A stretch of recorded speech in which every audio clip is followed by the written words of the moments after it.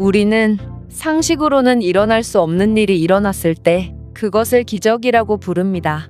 한강의 기적 또한 이와 마찬가지죠. 6.25 전쟁 이후 정말 아무것도 없던 허허벌판에서 지금의 한국처럼 엄청난 경제대국이 된 것은 사실 상식으로는 당연히 일어날 수 없는 일이고 그것을 넘어 가히 상상조차 할 수 없는 일이라고 볼 수도 있을 것입니다. 하지만 대한민국 건국 이래 최고이자 한국의 역사로 남을 우리의 선배님들이 피땀을 흘려 열심히 노력해 주신 덕분에 우리는 자랑스러운 선진국의 일원이 될 수 있었고 전 세계 어느 나라를 가더라도 대우받으며 당당하게 다닐 수 있습니다. 그러나 기계도 너무 많은 일을 하게 되면 고장이 나고 오작동을 할 수밖에 없듯이 사람도 너무 많은 일을 하거나 무리를 하게 되면 분명 부작용이 생기기 마련인데요.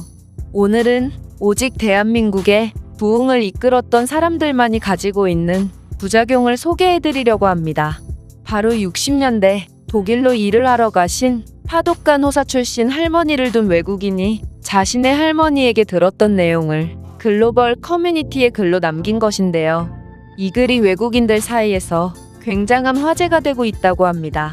그렇다면 이 외국인은 도대체 어떤 글을 적었는지 살펴보도록 하겠습니다. 나는 한국 출신 할머니를 둔 독일인으로 우리 할머니께 흥미로운 이야기를 들어서 이렇게 글로 남겨본다. 우선 우리 할머니는 옛날 한국 발전의 과도기 때 독일로 파견 온 간호사신데 이곳에서 할아버지를 만나서 독일에 정착하셨다고 해. 너희도 알다시피 요즘 한국의 영화나 드라마들이 엄청난 인기를 끌고 있잖아. 나도 이러한 한국 문화가 마음에 들어서 자주 할머니 댁에 찾아가서 한국에 관한 이런저런 얘기를 듣곤 하거든. 우리 할머니가 내게 한국에 관한 이야기를 들려주실 때마다 할머니의 눈에는 정말 생기가 돌곤 하는데 독일에서 살고 계시지만 늘 한국을 그리워하시는 것 같았어. 그런데 너희 한국의 어르신들은 꽤나 특이한 취미생활을 갖고 있는 거 알아? 정원 가꾸기, 축구 경기 시청, 스도쿠 문제 풀기 등 다양한 취미 활동을 가지고 계신 독일의 어르신들과는 달리 한국의 대부분의 어르신들은 취미가 없다고 해. 정확히 말하면 이들은 취미를 가질 시간조차 없었다고 한다. 한강의 기적이라고 불리는 한국의 급격한 발전 속에 대한민국의 아버지들은 해 뜨기 전에 출근해서 해지면 퇴근하고 어머니들은 아이를 돌보는 와중에 부업까지 하며 살림에 보탰으며 자녀들도 2시간 거리에 학교를 걸어 다니며 하루에 4시간도 못 자면서 공부를 했다고 해. 따라서 말 그대로 잠잘 시간도 부족한 그때의 한국인들은 취미를 가지려야 가질 수가 없었던 것이지. 이들은 국가와 가정을 위해 잠잘 시간도 아끼고 밥 먹을 시간도 아끼면서 자신에게 주어진 역할을 최선을 다해 수행했고 그렇게 몇십 년간 피땀을 흘린 끝에 선진국이라는 전무후무한 역사를 썼다고 한다.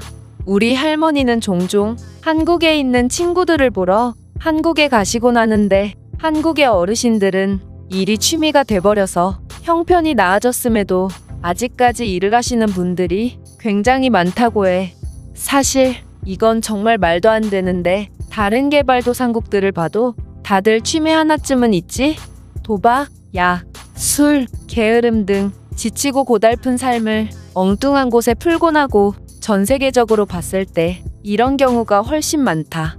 하지만 한국의 어르신들은 국가와 가정을 위해 기꺼이 젊음을 바쳤으며 성실과 헌신에 대한 부작용으로 일중독에 걸려버렸다. 우리 할머니 또한 한국에서 보냈던 어린 시절을 내게 이야기해 주시는 게 유일한 취미라면 취미일 정도로 일을 제외한다면 다른 취미를 갖지 못하고 계시지. 이런 것을 보면 한강의 기적을 정말 기적이라고 보는 게 맞을까 싶은 생각이 드는데 도대체 누가 한국인들처럼 열심히 살 수가 있단 말인가? 기적은 분명 준비된 자들에게 오는 것이지 준비조차 안 된 게으른 자들에게 오는 게 아니다. 한국 어르신들의 이러한 특별한 취미를 보면 한국은 정말 무엇이든지 해낼 수 있는 저력이 있는 나라라는 생각이 들어.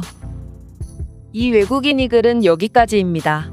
이 외국인의 말처럼 우리의 자랑스러운 선배님들이 취미 하나 없이 잠과 밥 먹는 시간도 줄여가며 자신의 역할에 최선을 다해주신 결과 우리나라가 선진국의 궤도에 오를 수 있었고, 이것은 기적이 아닌 한국인들의 저력이라고 불려야 하지 않을까 싶기도 한데요.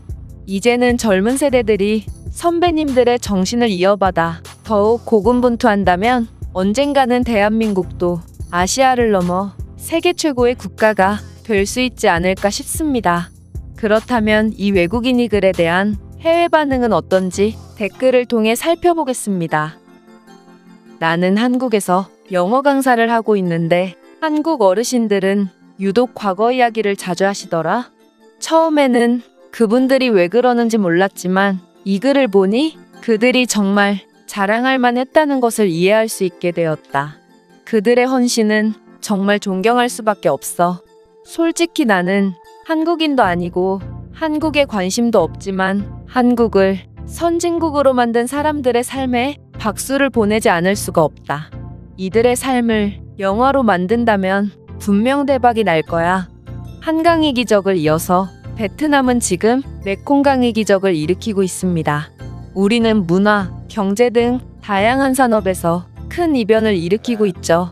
메콩강의 기적은 한강의 기적과 매우 유사하며 따라서 한국과 우리는 형제입니다. 도대체 베트남이 문화와 경제에서 무슨 이변을 일으켰다는 거죠? 저는 베트남 문화에 대해 아무것도 아는 바가 없습니다. 이 글쓴이는 개발도상국일수록 오히려 약, 도박, 게으름 같은 나쁜 문화에 빠지곤 한다고 주장했습니다. 그리고 그러한 대표적인 예가 바로 베트남인 것 같네요. 저는 베트남에 가보고 개발도상국에 사는 사람들일수록 착할 거라는 막연한 믿음이 완전히 깨져버렸거든요.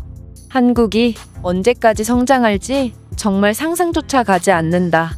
한국이 급속도로 발전한 이후로도 그들은 계속해서 꾸준한 성장을 이어오고 있는 것을 보니 한국 노년층의 엄청난 저력은 계속해서 후손들에게 내려져 오는 것 같아.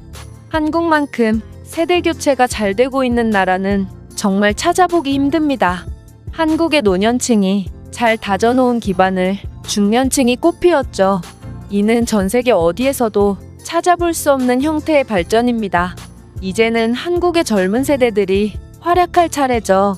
아마 한국의 노년층들은 자식들을 사랑하는 마음에 더욱 열심히 일하지 않았을까 싶어.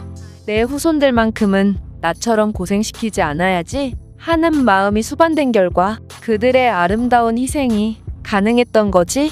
저는 한국에서 살아본 경험이 있고 이 말에 정말 공감합니다.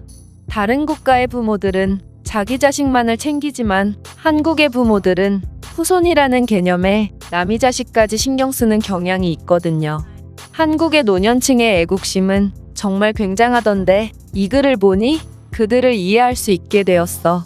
한 나라의 수준을 완전히 뒤바꿔 놓았을 정도면 나 같아도 엄청난 자부심이 들 수밖에 없을 것 같아. 제가 준비한 내용은 여기까지입니다. 끝까지 시청해주셔서 진심으로 감사드리며 여러분들의 구독과 좋아요는 영상 제작에 큰 힘이 됩니다. 이상 세모튜브였습니다.